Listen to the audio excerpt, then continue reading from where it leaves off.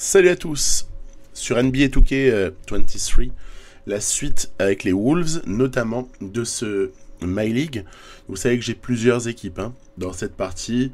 Je vous propose d'abord de terminer la régulière avec les Wolves et après on ira vers le play-in pour les Pacers et play-off évidemment avec aussi les Chicago Bulls. Bon, donc la situation au bout de 66 matchs aux Wolves venait de devenir dramatique puisque on avait perdu D'Angelo Russell presque jusqu'à la fin de la saison. Je dis presque parce que il y a un scénario dans lequel on le retrouve, c'est si on va en finale de conférence, donc c'est peut-être pas exclu non plus. Mais en attendant, D'Angelo va nous manquer et ça va être une saison régulière qui se termine un petit peu difficilement, à l'image de ces deux défaites aussitôt après sa blessure, deux défaites significatives. Ça va être aussi beaucoup d'hésitation. De mon côté, peut-être quelques changements d'options aussi. Par exemple ici, je finis par être un petit peu saoulé par McLaughlin et ses limites personnelles. Alors que ça me dérangeait pas pendant les 2 tiers de la saison quand Russell était là et que McLaughlin sortait du banc. Donc voilà, je mets du reverse, je tente de donner des minutes à Wendell Moore, resituer Jalen Nowell en poste 1. C'est du bricolage tout ça. C'est du bricolage parce que fondamentalement, j'ai pas de solution lorsque Russell n'est pas là. Ou plutôt j'en ai, mais elles ne sont pas. Il n'y en a aucune qui me satisfait en fait. Voilà. Donc on est sans D'Angelo, on est sans Anthony Edwards, mais Edwards va revenir un petit peu plus tard. Et on est donc dans le dur, après avoir roulé sur la saison régulière à l'ouest pendant les 2 tiers. En 2 tiers de saison, cette équipe était largement au-dessus. D'ailleurs, peut-être anormalement au-dessus. Si l'on compare à ce qu'on peut ressentir de la réalité. Et vous voyez, voilà, il manque des apports de points dès lors qu'on n'a pas les deux Edwards-Russell. Donc c'est vraiment compliqué. C'est vraiment compliqué. On perd un 3e match d'affilée. Brooklyn se profile à l'horizon. On continue à voir un peu ce qui peut se passer. Brooklyn qui termine plutôt pas mal cette saison. Ah bah tiens, on l'a pris, ce match-là, en prolongation. Donc, il peut aussi y avoir comme ça des petits sursauts, notamment parce qu'il y a eu un gros match pour Nowell et des petits apports de points, Moore, Anderson, Reed. Et alors qu'en face, on voit que Simmons fait une pure saison. Je montrerai après les récompenses individuelles de cette saison régulière. Elles sont plutôt pas mal. Allez, encore une défaite. Donc voilà, cette fin de saison, c'est difficile. On va perdre pas mal de matchs, bien évidemment. On va en gagner d'autres. Et puis ça encore, c'est pas bien grave. Mais c'est surtout que l'angoisse, elle est par rapport aux playoffs qui arrivent. Parce que c'est bien gentil d'avoir roulé sur la régulière. Mais à partir du moment où on arrive en play-off, même le 8e qu'on va affronter si on reste premier, parce que les Wolves ont pas mal d'avance à ce moment-là, et la première place de l'Ouest leur est promise, même le 8e peut peut-être poser des problèmes. Donc voilà, c'est un petit peu l'angoisse que j'ai à ce moment-là. Petite fessée infligée par les Bulls. Les Bulls qui, malheureusement pour eux, dans le même temps, auront aussi leur lot de malheur, avec notamment cette blessure jusqu'à la fin de saison de Lonzo Ball. Donc voilà, malheureusement quand la fiction rejoint un petit peu la réalité, c'est-à-dire les Bulls sans Ball, des blessures aux Timberwolves, c'est compliqué. Donc voilà, l'état des troupes en plus n'est pas génial au niveau du moral, et puis je commence à ne plus en pouvoir avec les prestations à 3 points pour Bryn Forbes, à qui j'ai quand même fini par donner un peu des minutes. Il a eu 12 minutes sur une série d'une dizaine de matchs, ou 15 même. Voilà, vous voyez, il a joué 21 sur ces 21 matchs. Il y avait quand même mieux à faire. il nous coûte en termes même de victoires supplémentaires potentielles. Là, ce sont des stats basées sur une forme de stats avancée en fait. Ce VSP, j'en ai marre en fait. Le gars est en fin de contrat à la fin de saison. J'ai une idée en tête, donc je libère une place dans l'effectif à ce moment-là. Il y avait quelqu'un que je connais et que je vais recruter pour essayer de boucher les problèmes. Alors, à défaut d'avoir le génie offensif de D'Angelo Russell ou sa créativité ou tout ce que vous voulez, je vais changer mon fusil d'épaule et me dire, voilà, j'aimerais quelqu'un qui défend mieux que McLaughlin et qui va prendre le sale boulot à son compte, surtout qu'on risque d'en avoir à effectuer sur les meneurs adverses. J'ai donc été chercher pour une année plus une en option, donc à voir un petit peu ce que ça peut donner. Chris Dunn, et donc refonte de la rotation. Je ferai sortir Dunn du banc, mais je pense le faire terminer, comme vous le voyez ici, terminer les matchs, dans le sens où Chris Dunn est totalement une arme. Pour moi, c'est une arme absolue. Hein. C'est un peu comme Bamba, c'est un peu comme Isaac sur leurs postes respectifs dans un contexte différent. On va voir ça dans quelques minutes avec les Pacers. Ce sont les joueurs un petit peu sous-cotés dans la réalité ou qui ont connu des problèmes de blessures dans la vraie NBA et qui se retrouvent un peu en difficulté ou même démodés aux yeux des franchises, surtout à l'ère du shoot à 3 points omniprésent. Chris Dunn, c'est un joueur qui aurait pu avoir sa place, et puis après, finalement, ce contrat au Atlanta Hawks l'a finalement condamné, puisque derrière ça, il se fait couper suite à un échange, bref. C'est des scénarios où les choses se passent mal. Puis après, hier, il y avait eu une petite pige en fin d'année dernière du côté des Blazers. Bon, bref, moi, j'y crois. Et en plus, on récupère Edwards. Et je pense que voilà, ce petit apport, plutôt qu'un Bryn Forbes qui est censé shooter à 3 points et qui ne rentre pas ses tentatives, l'apport de Chris Dunn me paraît être au moins une valeur sûre. Donc, dans un autre registre. Après, Jalen Noel en 1, bon, il en a la possibilité. En plus, on a pu voir ça déjà sur les années précédentes parfois. En regardant un peu les matchs en NBA. Ok, ça me choque pas, mais ça peut quand même poser un petit problème de défense, de côté, je dirais, athlétique, de présence sur le porteur. C'est que le jeu fonctionne pas réellement toujours, ou ne fonctionne pas souvent comme la vraie NBA. Pour ça qu'en fait, je suis toujours un petit peu en réflexion.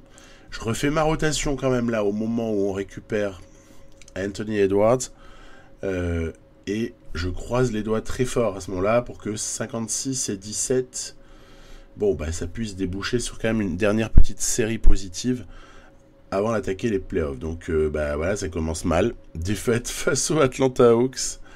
On va direct ensuite sur une visite dans la baie de San Francisco. On est à 56 victoires, 18 défaites. C'est-à-dire qu'en fait, il n'y a pas grand-chose à faire pour que ce soit acquis. On a joué 74 matchs. Il en reste 8. Il n'y a pas de souci particulier. Les Dallas Mavericks, deuxième actuellement, auront bien du mal à refaire leur retard d'ici à la fin des 82 matchs. On perd face aux Warriors. Bon, très bien. Les Kings ne font pas une super mauvaise saison, mais ne font pas une aussi jolie saison que ce qu'on voit dans la réalité. Et allez hop, encore une blessure. Alors celle-là, elle me fait mal, parce que Jaden McDaniels, c'est le couteau suisse. C'est l'homme capable de jouer 3 et 4. Bon, moi, surtout 3, depuis l'arrivée de Rudy Gobert. Mais l'homme capable d'apporter sa dimension athlétique, j'aurais pu le laisser dans la rotation. Mais 4 à 6 semaines pour ce genre de truc, sur une fin de régulière, je me dis non, joue le jeu. De toute façon, t'as déjà Russell en moins, ça sent mauvais, tant pis, le fais pas jouer. parce que le gars avait vraiment un petit malus d'overall qui était assez important. On a Taurean Prince qui est capable aussi de prendre des minutes. Wendell Moore peut aussi hériter de minutes parce que ce jeune joueur a progressé dans la saison. Avec l'entraînement, on combat les Kings, on perd sur les Suns. S'annonce à nous quelques équipes, ouais, toutes sont pas très fortes. Lakers, ça se bat. Ok, ben tiens, d'ailleurs, on les tape, mais Lakers se battent bien, ils font pas une mauvaise saison. Maintenant, Towns, qu'est-ce qui se passe? Qu'est-ce qui se passe avec Towns? Pourquoi est-ce que Karl Anthony Towns a aussi peu de productivité sur la dernière partie de saison? C'est assez regrettable. Allez, on enchaîne une deuxième victoire face aux Blazers. On joue les Nets, là encore. Nets en forme, hein. Vous allez voir ça dans quelques minutes. Allez, on les éclate. Ah, bah ça semble revenir. Il semblerait que quelque chose commence à prendre. Après, c'est les Spurs. On ne va pas me dire quand même qu'on ne va pas perdre contre les Spurs. Surtout en cette fin de saison où eux ont l'objectif de la draft en tête et de la loterie en particulier. La saison a été horrible du côté de San Antonio. Ok. Et les Pels, par contre, Pels, ça conteste un peu à l'ouest, ça va participer aux playoffs. Une équipe assez sérieuse. 129-113, voilà, qui est terminé pour la saison régulière. Le MVP, c'est Luka Doncic. Donc voilà, on a une petite série assez sympathique sur la fin avec ces Wolves. Semble aller mieux. Le rookie de l'année, ouais, j'avais annulé les blessures en début de partie. Donc Chet Holmgren est totalement dans la course. Il a fait une super saison. Malcolm Brogdon, 6e homme. Bah oui, ça a du sens. Ça a du sens de voir ça. Meilleur défenseur de l'année. Bien sûr que ça a du sens aussi. De toute façon, le jeu nous habitue souvent à Giannis Antetokounmpo.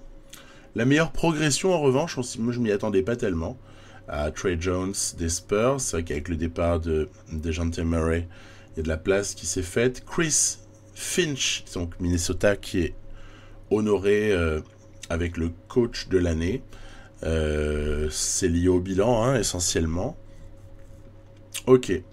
Ensuite, sur la première équipe All-NBA, on n'a pas de surprise. Doncic, Trae Young, Giannis, LeBron James. Ils ont fait une grosse saison, LeBron James, avec Jokic. Derrière, en deuxième All-NBA team, Ben Simmons. La classe. En même temps, ça s'est vachement bien passé. Elle fait une super saison. Troisième, bonne nouvelle pour les Hornets qui quand même ont la Melo Ball qui est honorée. Bam Adebayo et Butler sont là pour le hit. Sur la All Defensive First Team, on n'a que des grosses pointures. On a juste le petit pincement au cœur de voir Lonzo Ball qui ne rejouera pas cette saison. La deuxième n'est pas mal non plus, vous en conviendrez. Butler, Adebayo, Simmons, Dej et Chris Paul. Sur les rookies, Paolo Banchero a quand même été à l'honneur. Jabari Smith aussi. Jaden Ivey, je l'avais signalé, qui était une énorme saison. Petit Keegan Murray aussi du côté des Kings a été fort. Et Mathurin qui termine donc en deuxième All Rookie Team. On mentionnera AJ Griffin aussi, pas mal. Sochan qui a dû se développer. Et Jalen Duren qui a eu du temps de jeu du côté des Pistons. Ouais, toujours des joueurs assez intéressants, bien sûr. Et on attaque les playoffs. Alors, playoffs veut dire finalement play-in. Avant cela, on voit Lakers, Warriors d'un côté, Blazers, OKC qui quand même est la surprise de cette fin de saison de l'autre. Et puis je vous avais présenté à l'épisode précédent le premier match de play-in pour les Pacers, fatalement. Il n'y a pas de spoil, puisque oui, c'est bien leur premier match, puisqu'ils ont réussi à se débarrasser des Toronto Raptors sur l'opposition entre le 9e et le 10e, qualificatif donc, pour un deuxième match face aux perdants de 7-8. L'action emblématique, je l'aime bien celle-là, regardez Scottie Barnes qui n'arrive jamais à déstabiliser Isaac, qui finit par forcer de ce fait. Et Isaac, avec toute sa présence athlétique, sa longueur de bras, et derrière, jolie contre-attaque. Enfin, sinon, c'est pas une contre-attaque, excusez-moi. Joli jeu placé avec un système qui appelle Duarte à 3 points et ça plie le match en fait. Donc, les Pacers n'ont fait qu'une bouchée dans le money time de ces Raptors-là, qui sont pourtant bien accrochés. Van Vliet et Trent auront été magnifiquement défendus, hein, puisqu'ils vont cumuler un 6 sur 30 en extrapolé à eux deux. Voyez que Lakers se sont qualifiés ainsi que OKC, mais seulement pour le choc, pour le deuxième match de play-in à l'ouest. Et donc, on l'a peut-être entreaperçu, en tout cas je vous le dis, ce sont les Warriors qui ont tapé le Thunder pour l'attribution de la dernière place en play-off. Donc les Warriors iront contre les Wolves. Et par contre, de l'autre côté, qui est-ce qui ira affronter Chicago ? Le vainqueur de ce match-là. Voilà. Le petit Pacers-Nets qui démarre là. Alors là, c'était un match vraiment intense. Voilà, je vais rien dire de plus. Mais déjà, quand tu as en face de toi Kyrie Irving, Kevin Durant et le Ben Simmons en forme qu'on a en cette fin de saison et qu'on a eu même globalement toute la saison dans la partie, honnêtement, c'est pas rien. C'est pas rien du tout. Donc il faut vraiment dès le départ essayer de poser nos pièces, se méfier des petits gris-gris des uns et des autres. Voilà, en plus, Kyrie Irving, quel bon timing pour récupérer 2 fois le rebond, malgré la présence de Mathurin et de Isaac surtout. Voilà, Simmons ici face à Duarte. Voilà. Il y a comme ça les contres qui peuvent intervenir en deuxième lame. Mais globalement, en ce début de match, on a du mal. Regardez ici à l'image de ce panier facile. Parce qu'en fait, offensivement, on pêche. Ah ouais, TJ Warren est là aussi. On pêche beaucoup offensivement. Et du coup, on encaisse des paniers relativement faciles, notamment par l'intermédiaire de leurs shooters. Qui, quand ça commence à rigoler, les Nets, leurs shooters, ils commencent à être assez irrespirables en fait. Et puis après, vous avez un petit truc touqué là, avec le rebond, et qui est toujours pris de manière magique par l'adversaire. Voilà. Ensuite, les petites pénétrations, c'était Sumner. Ici, Sumner qui est intronisé dans le 5 majeur, hein, c'est amusant. Hein. En plus, il fait un bon match, le bougre. Les petites no-look pass de Kyrie Irving. Heureusement qu'on commence à rajouter un peu de présence défensive, parce que sinon, ça commencerait à être le ridicule pour nous. Allez, petits paniers comme ça qui sont assez importants pour ne pas se faire trop décramponner. On aimerait bien être encore en course dans le 4e quart, que ce soit pas non plus une rouste. Voilà, donc on essaie de rester au contact, toujours 5-6 points. Sumner qui a la balle, KD, oh là là là là, c'est trop facile. C'est trop facile, il prend son défenseur sur le premier pas. Trop de facilité pour KD, qui n'est absolument pas gêné par Duarte ici en l'occurrence. Attention. Après moi je fais toujours un choix. C'est oh là là là, énorme. Ils essaient à provoquer une mismatch ici et c'est Richard Holmes qu'ils ont signé en cours de saison, qui était free agent, qui vient conclure. On est toujours autour des 10 points d'écart et il faut à un moment donné qu'on ait quelques stops et quelques shoots aussi. Et c'est Mathurin qui commence à dégainer. Allez, encore une séquence ici en pin down. Voilà, nickel. Ça commence à revenir. On aura infligé un petit 11-3 là, à cheval sur la fin du 3e. Et le début du 4e. Waouh, elle est pas énorme celle-là. Le gros flopping de Bitadze qui est face à Simmons. Des fois, ils positionnent Simmons en 5, les Nets. J'aime bien, je trouve ça rigolo. Et Et du coup, ça pose des vrais problèmes. Waouh, Sumner. Moi, ce panier. Là. Ils sont chauds, hein, franchement. Ils sont chauds bouillants, ces Nets.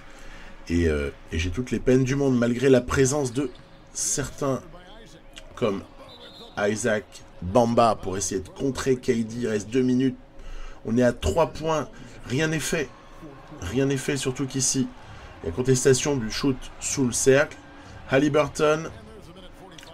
Et la petite claquette pour Mo Bamba. On est à 1 point désormais.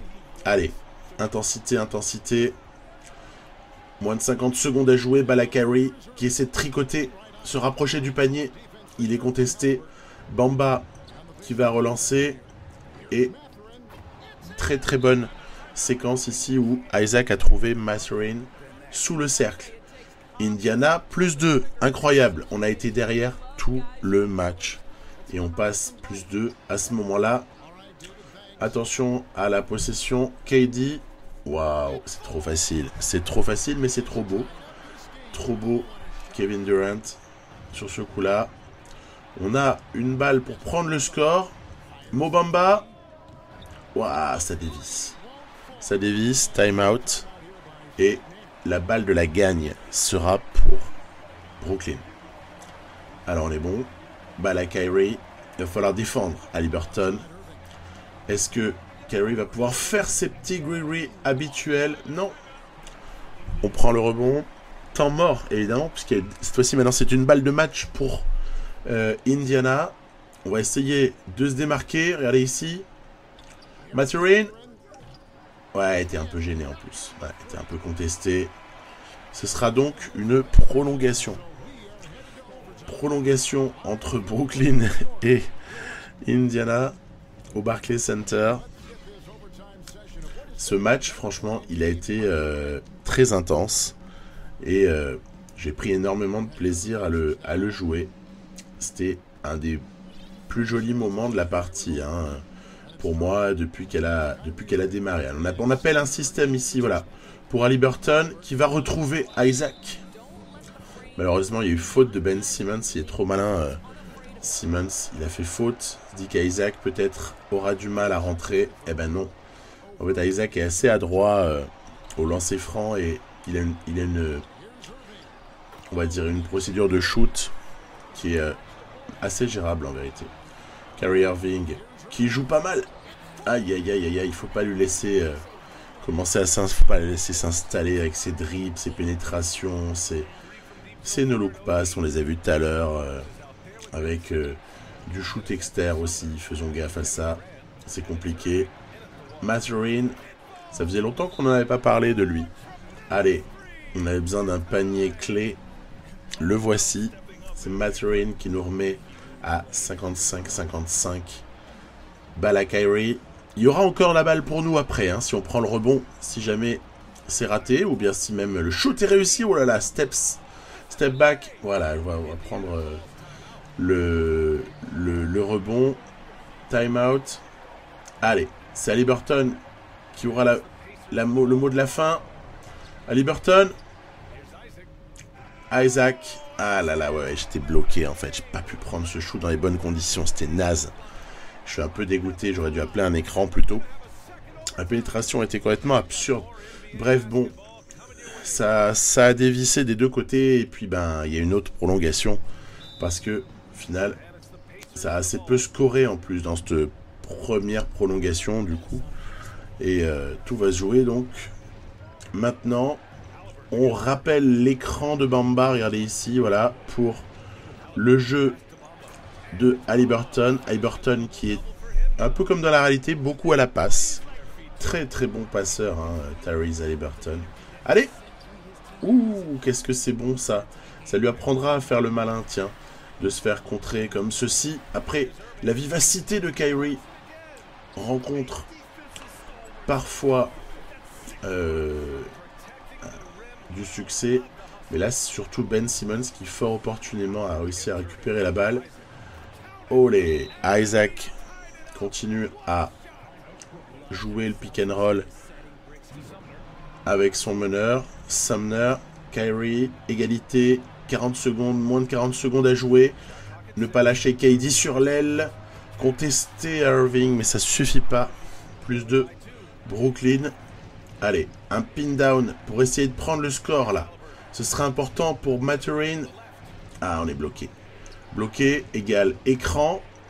Que faire? Et regardez. Oui, Haliburton, ouvert. Il y avait une aide en fait, une aide presque absurde de Irving sur la pénétration de Mathurin. Eh ben tiens, on en a profité, on est à plus 1, il faut défendre à tout prix. Attention, pas de rebond non plus pour Holmes en cas de manquer de Kyrie. Kyrie qui tente de se rapprocher, ça va être un pull-up raté. Et voilà, qualification de ces Pacers pour les playoffs. J'ai aperçu Buddy Hield que je fais rentrer pas mal. Il est le véritable 6e homme de cette équipe. Buddy Hield en 6e homme, c'est pas dégueu quand même. Parce que il est adroit, il apporte. En fait, en vérité, ce n'est pas un plot défensif non plus. Il a des petites choses à faire valoir. Et honnêtement, c'est une superbe victoire ici face aux Nets.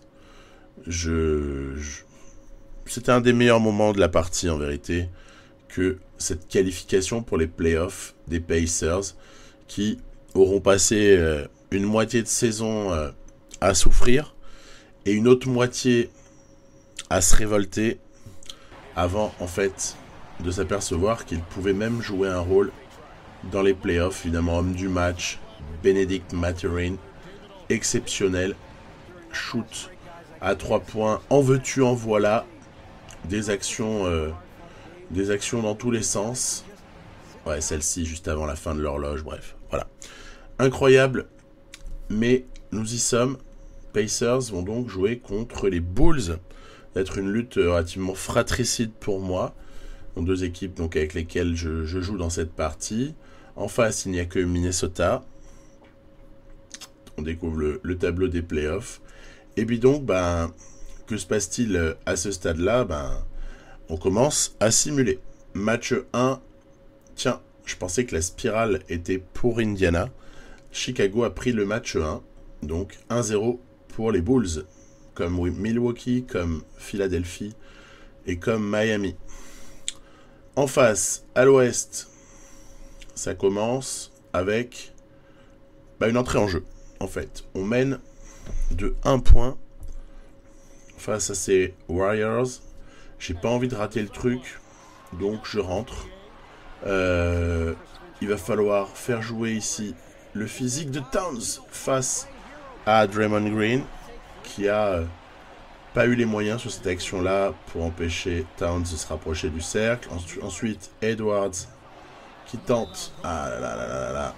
Vous voyez, ça se joue sur des actions.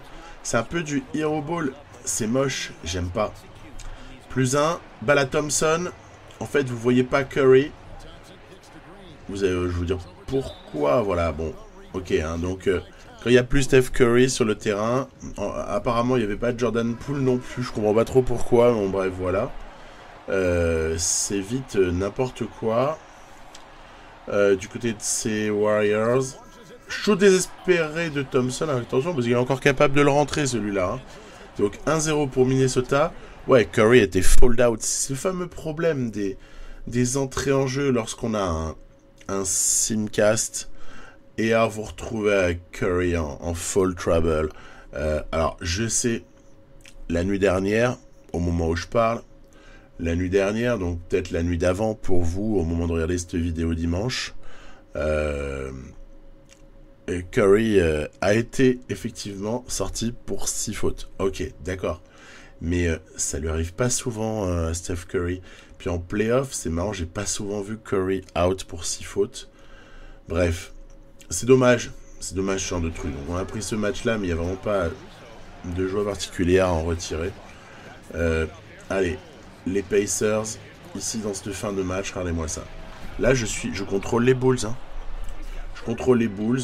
Les mecs exécutent leur playbook. Regardez, voilà, Duarte. Qui est-ce qui va revenir, évidemment, sur le joli écran posé, double screen. Caruso complètement pris. Après là, Haliburton qui a la balle. Ils étaient en galère, on est à la fin de l'horloge. 2 points longs, puisque Miles Turner a un tout petit peu tardé à sortir. Bref, Caruso a été bouffé dans l'écran. Ah, du coup, voilà, cette équipe des Pacers, elle est vraiment forte. Hein. Mais c'est pas nouveau, on le savait déjà. Il faut vraiment se battre comme on peut du côté des Bulls pour arriver à obtenir ici quand même une balle importante. Balle à DeRozan, Iso démarre sur Mathurin.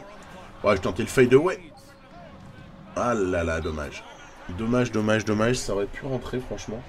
Avec DeRozan. Balle de match pour Haliburton qui donne à Duarte. Énorme, c'est Duarte qui a les ballons clutch. Ouais, il n'a pas été clutch en l'occurrence. Il y a les ballons clés en fin de match. Et là, j'avoue, j'étais assez surpris. Choix génial de l'IA, quoi. Et puis, il nous reste quand même une possibilité avec DeRozan. Waouh, il était pas loin le shoot. Il était pas loin d'aboutir et d'offrir le deuxième point dans la série aux Bulls. Mais non. Là aussi, c'est formidable. T'as l'image qui est sur Haliburton. Pendant ce temps, il y a l'entre-deux qui se joue, tu le sais pas. Donc tu perds l'entre-deux. Je suis toujours assez subjugué par ces séquences-là. Mais bon, allez, il y a tellement de choses qui vont bien sur ce jeu que on va plutôt insister sur tout ce qui est sympathique et récréatif, plutôt que ce qui est négatif et en fait un peu buggé. Il y en a un qui commence à m'énerver du côté des Bulls.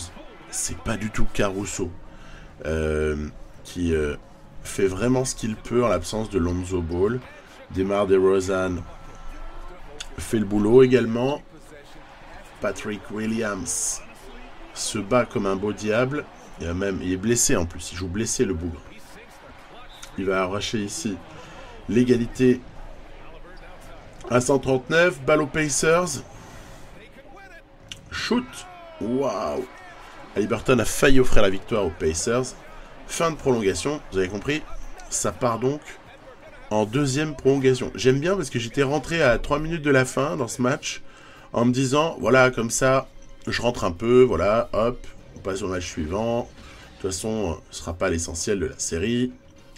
Puis en fait, on est déjà en deuxième prolongation. Voilà, j'étais rentré pour 3 minutes et puis ça commence à plus faire du tout 3 minutes. Jay Crowder, joli. Faut mentionner à ce moment-là que Dosunmu me gonfle. En fait, je le trouve improductif, inexistant, que ce soit offensivement ou défensivement. Il m'énerve. Et probablement parce qu'en fait, je ne sais pas utiliser favorablement. Hein. Donc Dosunmu, ça me gave un peu. Et le jeu n'arrête pas à ce stade-là d'essayer tout le temps de me remettre Dosunmu dans les pattes. Et moi, je veux agrandir le 5, en fait. Je veux l'agrandir. Et oui, parce qu'en fait, excusez-moi, on aurait pu commencer par là, je suis absolument désolé. Zach LaVine est fold out. Oui, ça c'est le petit truc. Donc encore une prolongation qui s'achève à égalité. Zach LaVine est fold out, bien sûr, depuis que j'ai pris le match. Hein. Sinon, c'est pas drôle, c'est comme Steph Curry juste avant.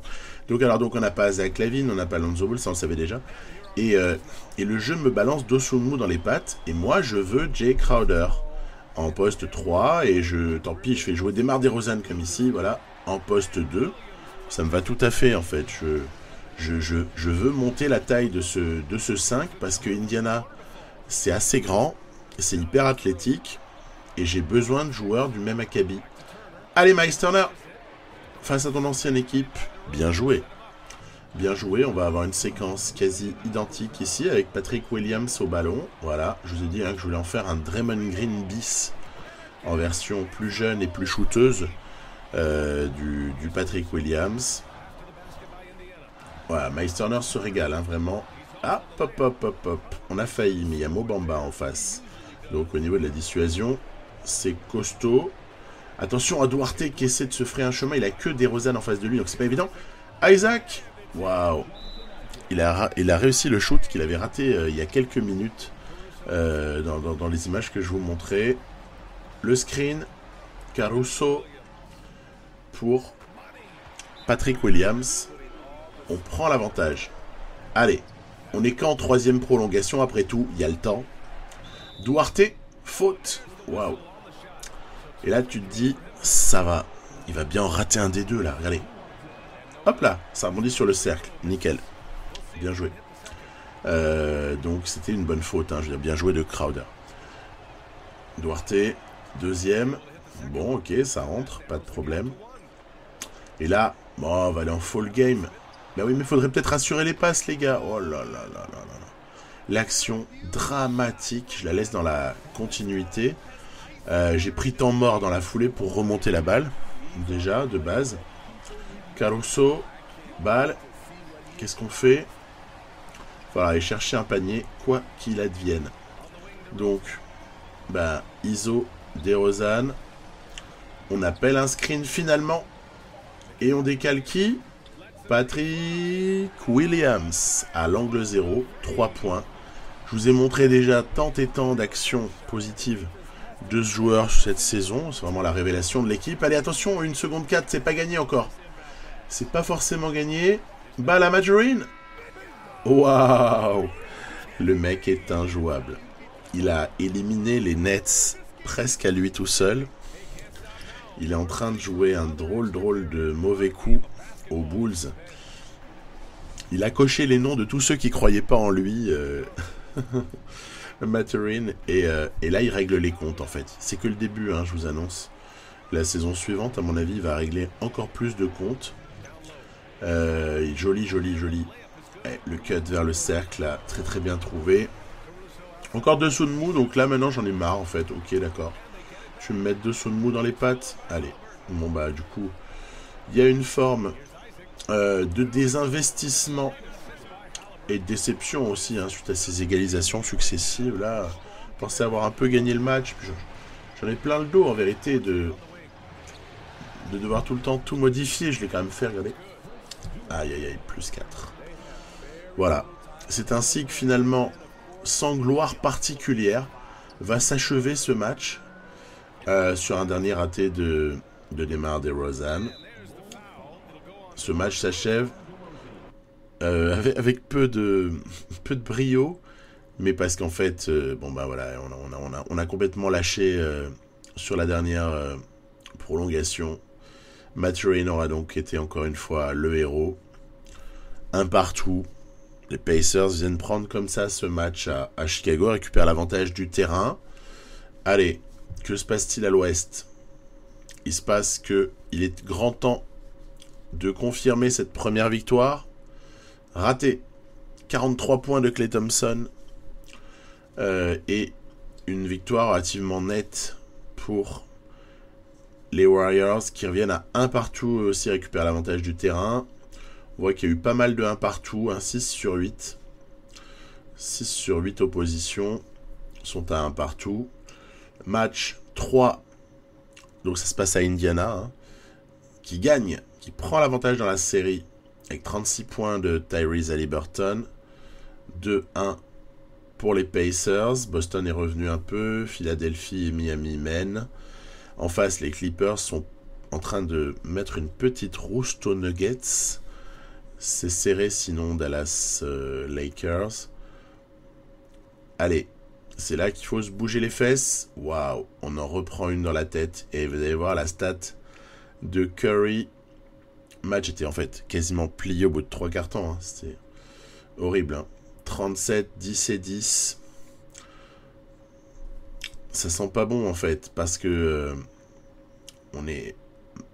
Voilà, on sait qu'en simulation, c'est un truc que j'ai déjà remarqué dans les années précédentes.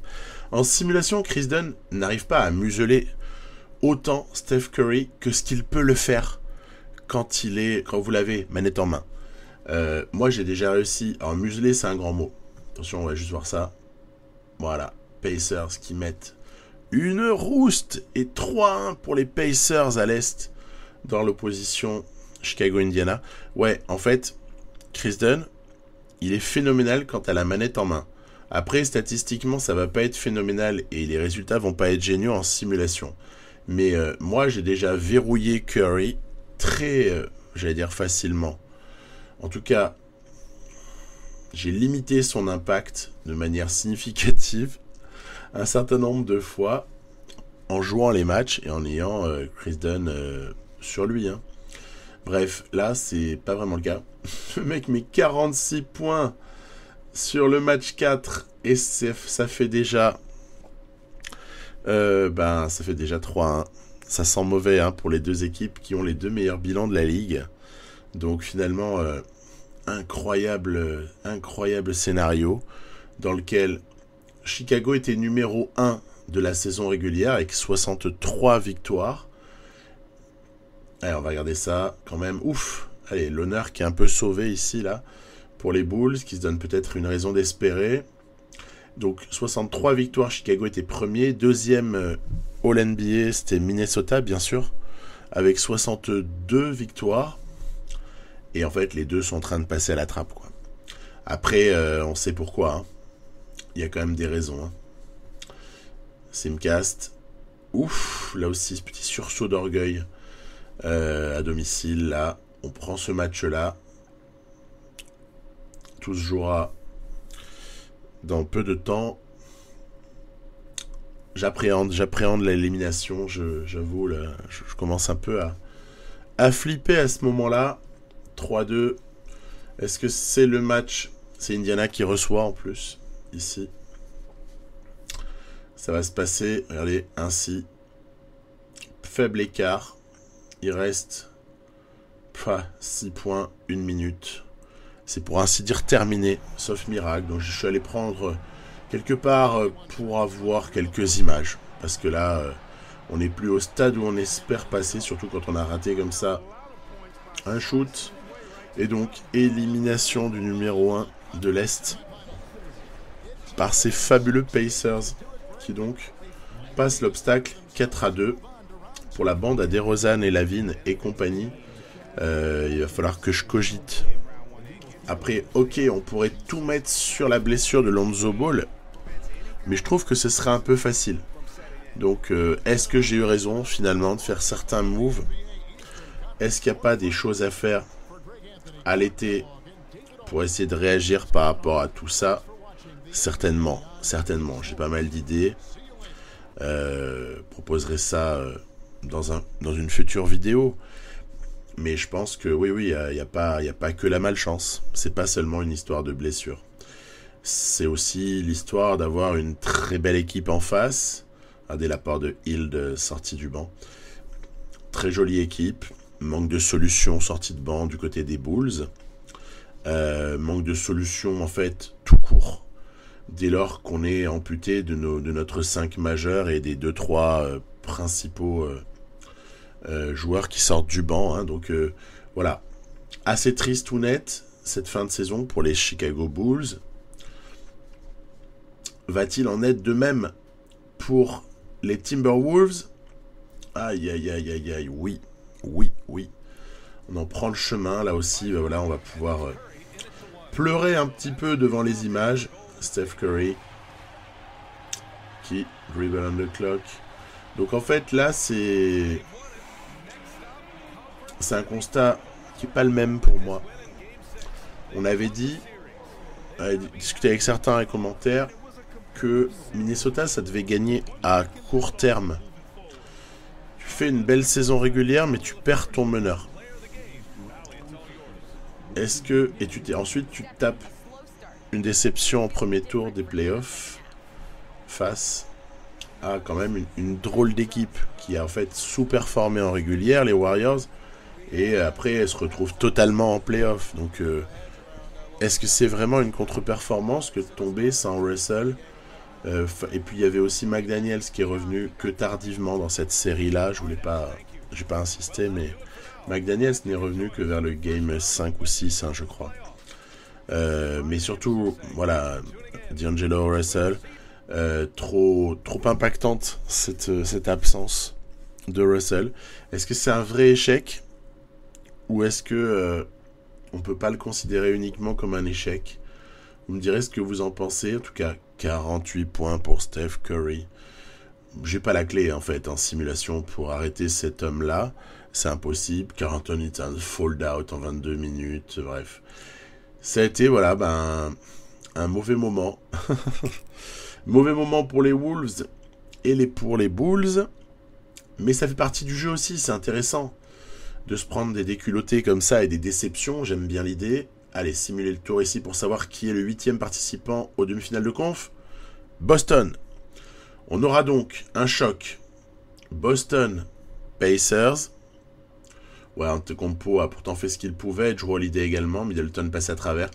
Et en face, le duo Tatum-Brown aura quand même été assez solide, dirons-nous. 73 points à 2, tu m'étonnes. Et puis en dessous, on aura Philadelphie-Miami. C'est intéressant, toujours très belle opposition. Ça, Sixers Heat. Grizzlies, Golden State Warriors pour une petite revanche d'un passé proche. Et en bas, par contre, Dallas Clippers. C'est assez ouvert, je trouve. Est-ce que Luka Doncic pourra briller? Et est-ce que ces Pacers vont pouvoir proposer encore un peu plus face, quand même, à l'équipe presque la plus forte du lot, hein, les Celtics, même s'ils n'ont terminé que 5e. Encore une fois, pour moi, Celtics, vraiment très, très, très, très fort. C'est donc le défi qui attend les Pacers dès la prochaine vidéo. Bye bye. À très vite, j'espère. Je fais ce que je peux en termes de jeu. À plus.